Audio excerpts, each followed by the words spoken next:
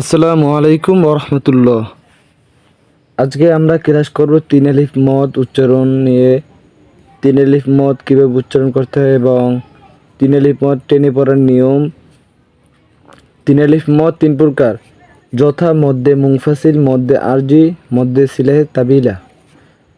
মধ্যে মুনফাসিল, মদের হরফের উপরে চিহ্ন, মদের হরফের উপরে চিকন চিহ্ন যদি থাকে, এই যে এই চিহ্নটা, চিহ্নকে চিকন চিহ্ন বলে। তার বামে হামজা থাকলে মধ্যে মুনফাসিল।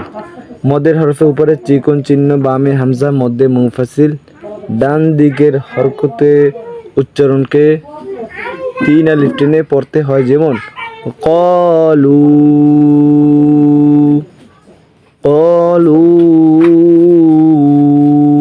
আমান্না লা আ'বুদু লা আ'বুদু।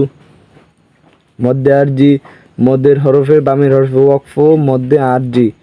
ডান দিকের উচ্চারণকে তিন আলিফ টেনে পড়তে হয়, যেমন নাসুন নাস, জু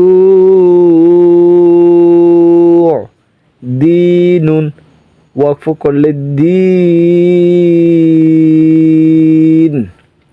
মধ্যে সিলাই তাবিলা, হায় জমিরের উপরে চিকন চিহ্ন, বামে হামজা, মধ্যে সিলাই তাবিলা।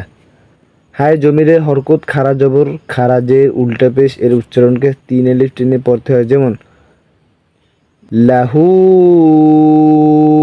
আহাদ লাহু আহাদ, যেকে পেশ দেওয়া হয় না আর কি, লাহু আহাদ।